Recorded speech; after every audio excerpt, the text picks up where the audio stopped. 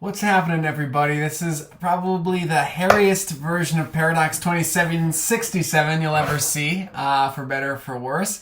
I've been binging a lot of this alien content lately, big Xenomorph fan since childhood, and I was looking online to see what other people were ranking the movies at, and I couldn't find anyone who agreed with me. Go figure, I guess everyone kind of feels that way. I said, you know what, I'm going to make my own. So this is a very, I expect, controversial, based on the lack of corroboration online, a controversial video I'm bringing you today, ranking the 8 movies with a bonus at the end. Now, just to get you into my headspace, I'm born in 97. All the Sigourney Weaver movies have already been made, and I'm like a little kid getting into adolescence when a lot of the alien content is coming out.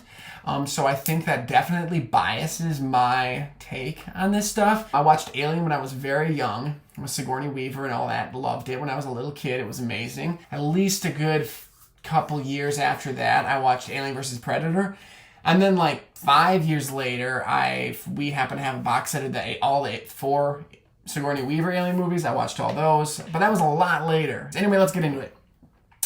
At number 8, the worst alien movie ever made is Alien Resurrection. I just got through it. That was the one I most recently watched. I don't like its goofy tone.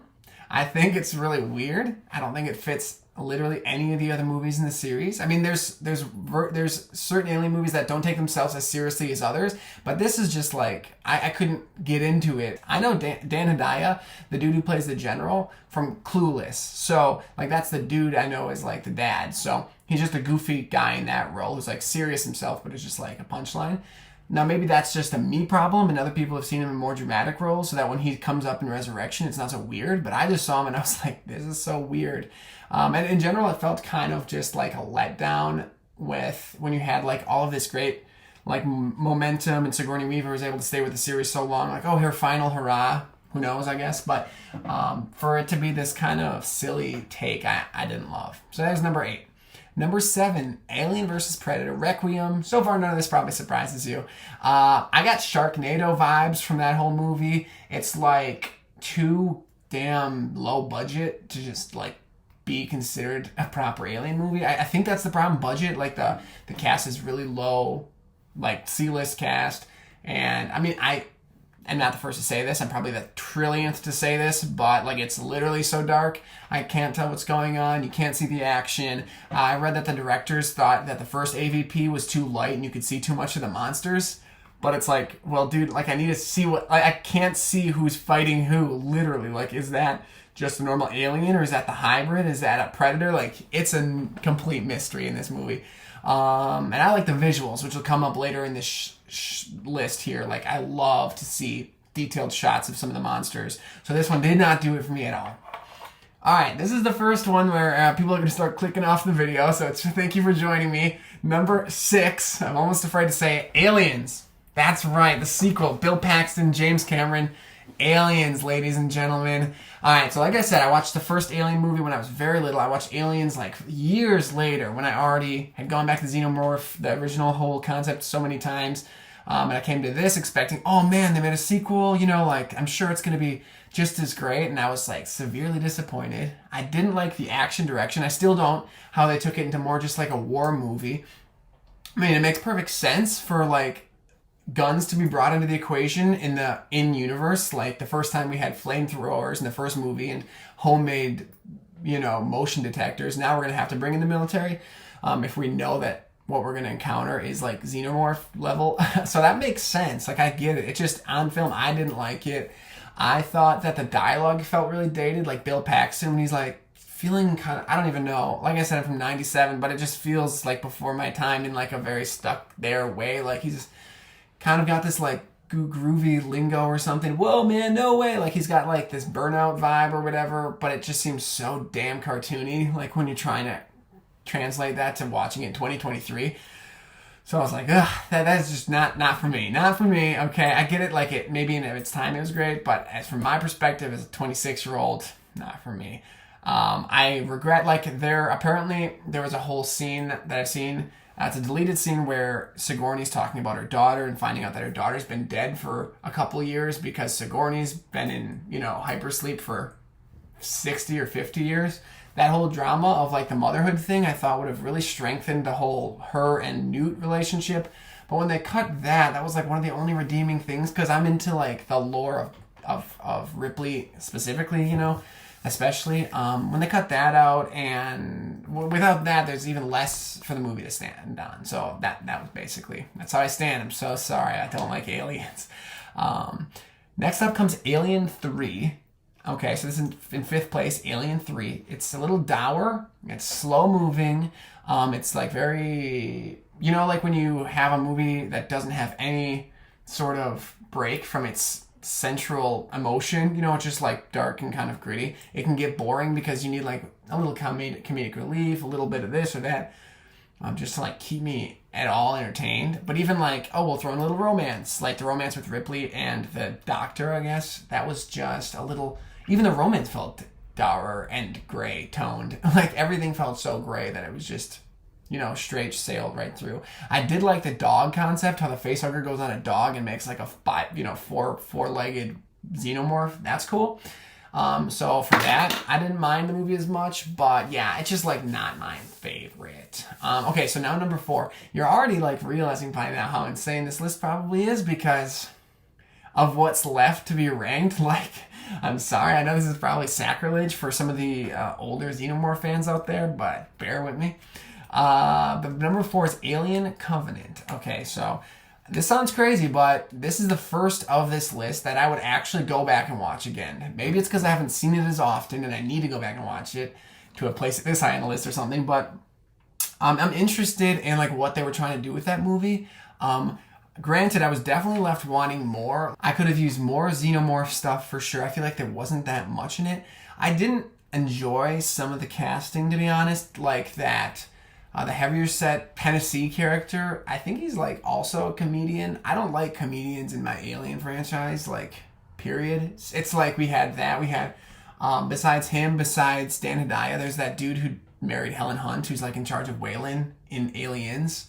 Like, I don't need comedians in here, like, at all. Anyway, I didn't like his character. I didn't like the main heroine, especially because I like sorely missed Noomi Rapace, obviously. And, you know, being killed off camera and then you just see like her splayed body. It's like, oh, that's kind of bleak. I would have liked to have that, you know, a better end for a character I enjoyed a lot, which is coming up. I didn't like the country accent on David. It felt a little clunky, which isn't like a knock on Fassbender. Like, I'm sure my British accent would sound really crappy too. And his Wisconsin accent would suck. So, like, we're all in the same boat there. I just didn't like it. However, I did like the graphics, which is how I describe it to people who haven't seen it. It's like, oh, it's like an, you know, your average Alien movie, but, you know, they had, hypothetically, the best access to special effects and stuff, so we get close-ups of aliens jumping on like the ship and smashing its head. Or even though the Xenomorph like is a little goofy when you first like the chest burster, I think, is like fully formed or something in this one, and he has like all these 4 limbs and everything and can stand already. It's not like a snake like we've seen in prior movies.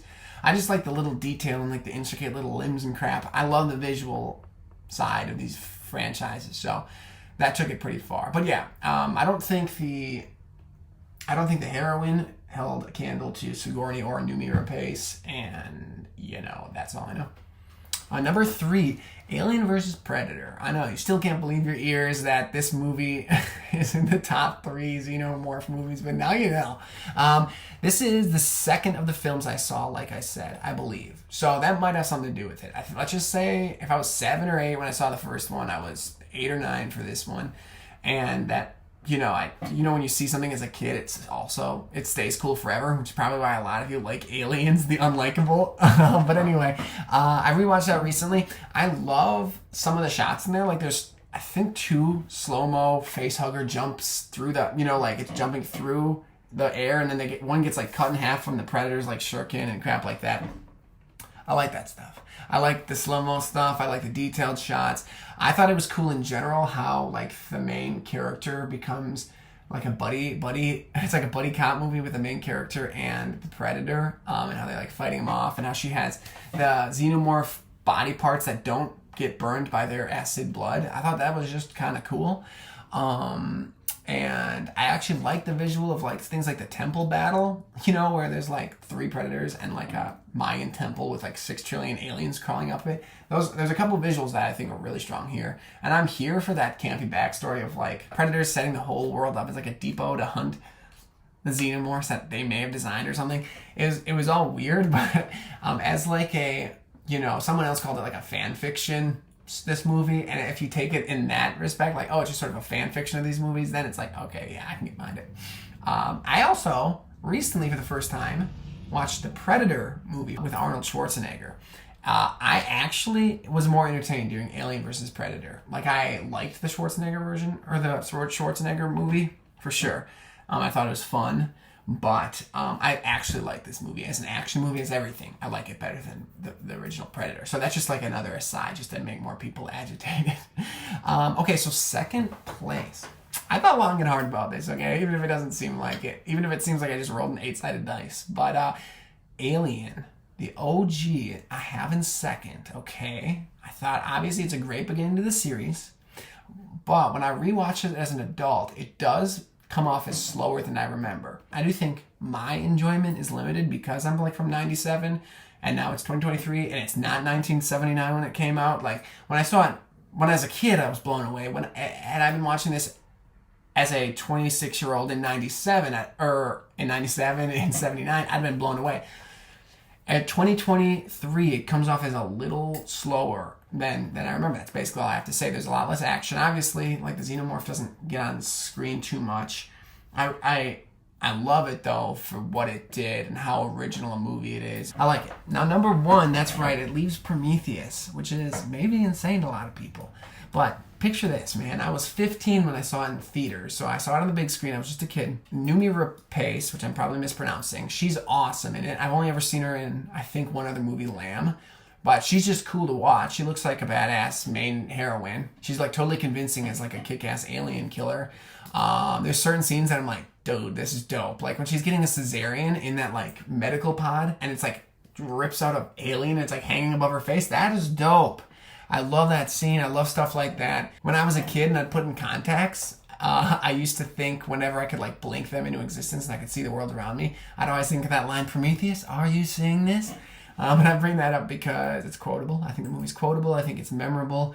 I like Logan Marshall Green, who's the main character's like husband. He's cool. I saw him in a movie called The Invitation, which I also liked. But anyway, I like that actor. I like Idris Elba.